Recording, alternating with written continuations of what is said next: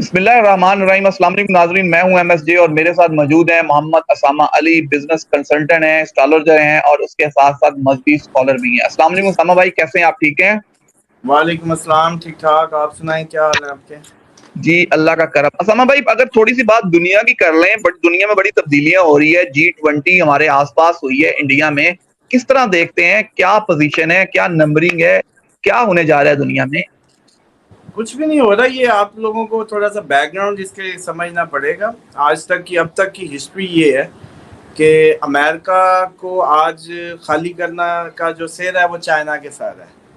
امریکہ سب سے زیادہ چائنا کا مقروض بھی ہو چکا ہے۔ سپر پاور امریکہ تھا، ڈالر اس کا تھا، لیکن سب سے زیادہ اکٹھا کر لیا چائنا نے۔ اس کے بعد دوسرا دکھ دیا امریکہ کو چائنا نے، اس کی ساری مینوفیکچرنگ جو ہے وہ لے گیا۔ اس کے بعد اس نے مینوفیکچرنگ بھی لے گیا۔ آپ دیکھیں ان کی سلیکون ویلی تھی، آئی ٹی میں وہ لوگ بڑے آگے جا رہے تھے، آج آئی فون بھی ادھر بن رہا ہے چائنا میں۔ مطلب الغرض ہر وہ پروڈکشن، اب ان کے پاس صرف اسلحہ رہ گیا امریکہ کے پاس۔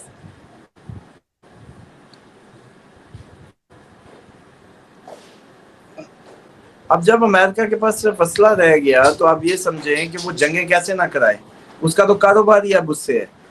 اور اسی وجہ سے وہ دو انگلیاں ادھر دی، دو ادھر دی، ادھر بھی بیچا ادھر بھی بیچا، وہ امن نہیں ہونے دے گا کبھی بھی دنیا میں۔ دوسری بات یہ ہے کہ یہ جو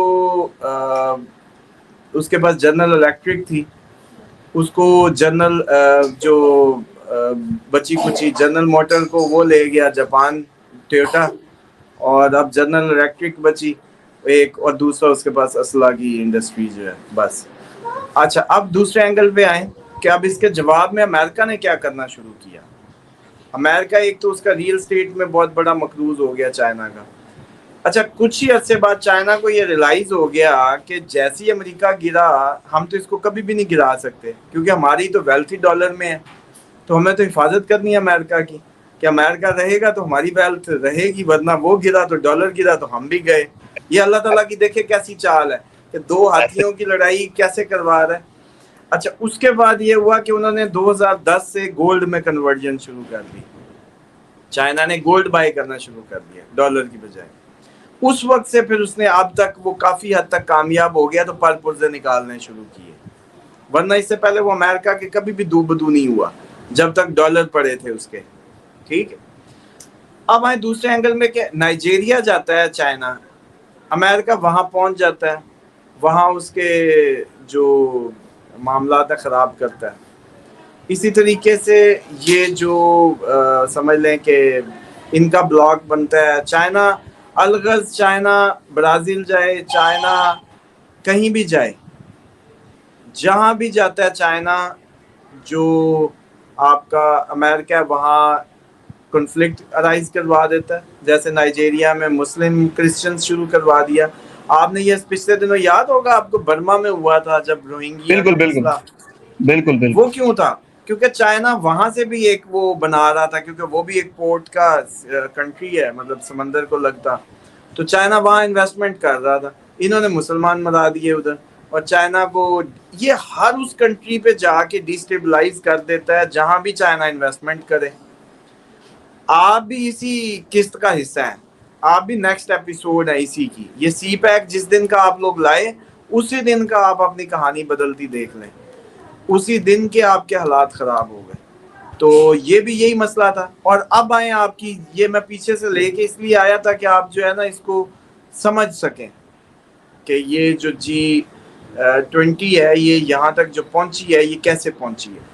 G20 یہاں تک آنے کا مطلب یہ ہے کہ آپ جو ہے بائی پاس ہوں گے۔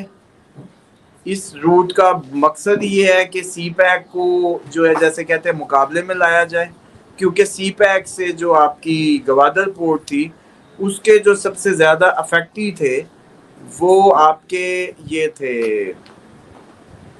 دبئی، سعودیہ، یہ سارے جو ہے بڑے ناراض تھے اس پہ۔ تو اب یہ ہو رہا ہے کہ یہ گوادر کے جواب میں ایک علیحدہ سے جیسے کہتے ہیں نا، کیونکہ چائنا ایک ون روڈ ون وہ کیا بنا رہا ہے جو ون رشیا بیک۔ تک جا رہی، ون بیلٹ جو ہے، تو یہ اس کے جواب میں وہ اپنی ون بیٹل آ رہے ہیں. یہ اب 2 بلاکس کی جنگ ہے. اسامہ بھائی یہیں سے ایک سوال لے لیں کہ یہ جو روڈ بنانے کی بات کر رہے ہیں وہ روڈ کس طرح جائے گا مڈل ایسٹ میں؟ پاکستان اگر اس روڈ میں شامل نہیں ہے تو امریکہ کس طرح اس روڈ کو انڈیا کو اس روڈ پہ لے کے آئے گا؟ وہ تو پھر سمندری راستہ ہو جائے گا. تو ڈیفینیٹلی وہ سمندری ہی رہنا ہے. ابھی تو وہ سمندری ہی ہوگا. اور آپ کو کیا پتا ہے کہ آپ کی اب جب آپ کے گھر دانے ہی نہیں ہوتے تو آپ تو پتلوں کے ہاتھ دیکھ رہے ہوتے ہیں. آپ کبھی بھی اس حالت میں ہوں گے، ہو سکتا ہے $3 ارب کی صرف رکھوانے کے عوض میں کچھ بھی دے دیں. کیونکہ جیسے عمان کا آپ کا گوادر بھی عمان کا حصہ تھا، سارا میٹر ہے، تو کوئی مسئلہ نہیں ہے ان کے لیے تو کبھی بھی. تو یہ تو جیسے کہتے ہیں نا کہ جواب ہی اس کا ہے. اور پاکستان کو صرف جواب نہیں ہے، یہ چائنا کو جواب ہے، رشیا کو جواب ہے، ایکس سوویت اسٹیٹس کو جواب ہے.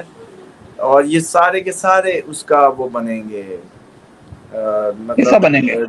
ہاں، کہ یہ سارے جو سی پیک کا حصہ تھے ان سب کو انہوں نے ادھر سے راستہ نکال کے اور اپنا وہ دکھا دیا اپنا. سما بھائی ابھی آپ نے پہلے پریڈکشن کی تھی کہ چائنا امریکہ جنگیں لگانا چاہتا ہے، تو کیا لگتا ہے World War 3 پاسبلٹی ہے اس سال کے اینڈ میں، اگلے سال کبھی بھی؟ کیونکہ انڈین اگر بات کریں انڈین نجومیوں سے، انڈین پنڈتوں سے، تو وہ کہتے ہیں کہ دنیا کو کم کرنے کے لیے جنگیں ضروری ہیں اور دنیا اس پہ ضرور جائے گی، دنیا کم کرنے کے لیے جنگیں ہوں گی. اچھا دیکھیں، اسلامک پوائنٹ آف ویو سے بھی دیکھیں تو جنگیں تو آ ہی رہی ہیں. امام مہدی نے جب ظہور کرنا ہے تو اس وقت جو جنگیں ہی ہو رہی ہوں گی. لوگ سمجھتے ہیں وہ جنگ کرنے کے لیے آئیں گے، حالانکہ وہ صرف امن کرنے کے لیے آئیں گے. اس وقت پوری دنیا 2 حصوں میں تقسیم کر دیں گے، وہ رائٹ اور رانگ. اور انہی کی دلیل کے طور پہ حضرت عیسیٰ بھیجے جائیں گے کہ یہ مہدی برحق ہے تاکہ آپ حضرت عیسیٰ کے ذریعے یہ پہچان سکیں. اسی لیے وہ امام مہدی کے پیچھے نماز پڑھیں گے، کیونکہ شریعت محمدی ہی ویلڈ ہوگی، تو اس لیے ان کو امام مہدی کے پیچھے کھڑا ہونا ہے. اور میں تو اسی بات پہ یہ ایک پوائنٹ بھی ہمیشہ ریز کرتا ہوں کہ جس نبی کا بچے کے پیچھے کوئی نبی آگے نہ کھڑا ہو سکے، اس نبی کے آگے آپ کسی صحابی کو کیسے کھڑا کر دیتے ہیں؟ اس کے آگے تو کوئی نبی بھی نہیں کھڑے ہو سکتے. تو دوسری بات یہ ہے کہ یہ جو جنگوں والی بات ہے 2025-26 جو ہے نا، وہ اس طرح کا ٹائم لگتا ہے، کیونکہ یہ جو یوکرائن وار ہے یہ کوئی ٹلتی نہیں نظر آ رہی. شاید آپ کو یاد ہوگا میں نے جب قمر در اکرب پہ بات کی تھی تو اس میں بتایا تھا کہ قمر در اکرب میں جب بھی کوئی پھڈا کیا ہے وہ سمٹا نہیں. نہ پی ٹی آئی کا پھڈا سمٹنا ہے، نہ یہ جنگ اور نہ سمٹنی ہے. سمجھنی ہے. تو یہ آگ اس لیول تک جا سکتی ہے. اور بلکہ یہ جو اب روڈ یہ لوگ لے کے آئے ہیں تو چائنا کو نہیں سمجھ آ رہی کہ یہ کیا ہے، یا رشیا کو نہیں سمجھ آ رہی. تو یہ ایکچولی ایک مجھے لگتا ہے کہ ایک میسج ہے. تو یہ بھی اب کوئی نہ کوئی جواب تو دیں گے. تو اندر ہی اندر ایک آگ بن رہی ہے. تو یہ اس کو ایک چنگاری چاہیے، اور وہ چنگاری یوکرائن سے ہی نکلے گی. اچھا، تو پھر چائنا اور تائیوان کا جو مسئلہ ہے، آپ کو لگتا ہے کہ وہ بھی کوئی آگ بھڑک سکتی ہے، کوئی اٹھ سکتا ہے؟ ہاں بالکل. آگے یہ لوگ ایسے ہی بن رہے ہیں اپنے منہ سے. ان سے کسی دن پروگرام کریں، ان کے لیں جو بڑے کوئی بنتے ہیں انگریز، اپنے آپ کو بڑا ہیومن رائٹس کی باتیں کر رہے ہیں. اگر یہ اتنے پڑھ لکھ گئے اور ڈیولپ ہو گئے، ان میں اور افریقی جنگلیوں میں کیا فرق ہے؟ ہو تو وہی سب رہا ہے. آج بھی یہ ایٹم بم کی دھمکی کے دہانے پہ کھڑے ہیں. پیوٹن کہہ رہا ہے میں لندن پہ مارتا ہوں، ادھر مارتا ہوں. مطلب یہ کون سی انہوں نے تعلیمیں حاصل کر کے یہ لوگ گرو کر گئے؟ یا انسانیت دوستیوں کی جو یہ بتاتے تھے ہمیں ہیومن رائٹس اور یہ کہانیاں، یہ تو خود پاگلوں کی طرح مطلب ہوئے پھر رہے ہیں. اور کیا سیکھا ہے انہوں نے اتنے سالوں سے؟ آج بھی ہم اسی جنگوں کی باتیں کر رہے ہیں، مطلب World War 3-4 کی بات ہو رہی ہے. تو میں سمجھتا ہوں کہ یہ تو پاسبل ہے، کیونکہ آپ ترقی نہیں کر رہے، اصل میں آپ تنزلی کی طرف جا رہے ہیں. ہیومن کا دشمن ہو رہا ہے. اور اصل میں ہم جو ہانٹیڈ ہو گئے ہیں سارے، اور جس کا نتیجہ یہ ہے کہ کبھی بھی کوئی بھی بڑا دھماکہ ہو سکتا ہے. تو پھر خالصتان بنتا ہوا نظر آ رہا ہے. سکھوں کا ریفرنڈم تو ہو رہا ہے دنیا میں، کینیڈا میں ہو رہا ہے، انگلینڈ میں ہوا ہے. تو کس طرح دیکھتے ہیں خالصتان کا کوئی مستقبل، کوئی فیوچر میں، آس پاس، دور؟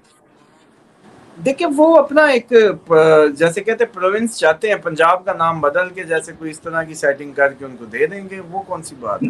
نہیں، وہ ملک اگر چاہتے ہیں، موومنٹ میں صوبہ ان کی صوبہ ہاں تو نہیں چاہتے. وہ تو ایک الگ ملک چاہتے ہیں کہ ایک الگ ملک، آزاد ملک خالصتان ہو. نہیں یہ ایسی باتیں ہیں بس. یہ ملک شلک نہیں. ہم ادھر آپ کو پتہ ہے یہ آپ کے گلگت بلتستان کشمیر والے چاہتے ہیں بھی ہم واپس جا کے مل جائیں. انہوں نے جو یہ ڈوبتی کشتی میں کیا کرنا ہے، اتنی بڑی اکانومی کا پارٹ بنے ہم بھی. وہ کہتے تھے وہ حملہ کریں گے. وہ پاگل ہے، آپ پہ حملہ کرنے لگے ہیں. آپ کو سنبھالنا پڑے گا، ان کو بجٹ دینے پڑیں گے. اتنی آبادی ہے، کوئی کام ہے نہیں ادھر صرف بچے پیدا کرنے کے علاوہ. تو اس ملک پہ حملہ بھی اب کوئی نہیں کرنے لگا، میں سمجھتا ہوں. تو ہم پہ کوئی حملہ نہیں کرنے لگا، آپ یہ کہہ رہے ہم ہیں؟ خود اپنے آپ کو مار رہے ہیں نا. ضرورت کیا ہے؟ صحیح بات ہے. مطلب ضرورت کیا ہے؟ ایسے دنیا گولی کو بھی کیا چلانے کی ضرورت ہے؟ ضرورت نہیں. بالکل، جہاں تو چینی اس لیے میں نہیں 220 پہ ہو سمجھتا جائے. کہ خالصتان، یہ آج نوٹ کر لیں، یہ کوئی خالصتان والستان نہیں بنے گا. وہ پاگل ہیں.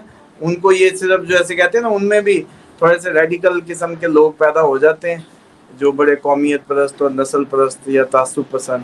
لیکن جب بزنس مینوں کے ہاتھ میں کہانی گئی تو دے نو کہ اتنی بڑی اکانومی کا پارٹ ہونا کیا فائدہ دیتا ہے. مطلب آپ 20 لاکھ لوگوں کی آبادی یا 1 کروڑ آبادی میں ایک ٹارگٹ پروڈکٹ نکالتے ہیں، تو 1 روپے کی پروڈکٹ بھی ہو تو کروڑ روپے آیا.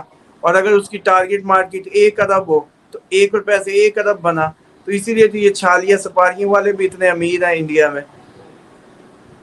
نمبر آف پیپل کی گیم ہے دنیا میں. انڈیا کیوں اتنی بڑی اکانومی بن رہا ہے؟ صرف اپنی پاپولیشن کی بنیاد پہ کہ بزنس ایکٹیویٹی اتنی ہوتی ہے. یہ کیوں آپ کو بلا رہے ہیں کینیڈا والے اور ادھر والے اور یہ سارے صرف اسی لیے کہ آپ آئے کوئی بزنس ایکٹیویٹی ہو. ساما بھائی آپ نے بہت اچھی باتیں کی. اینڈ پہ کوئی میسج کوئی پاکستانیوں ساری دنیا کے دیکھنے والوں کے لیے؟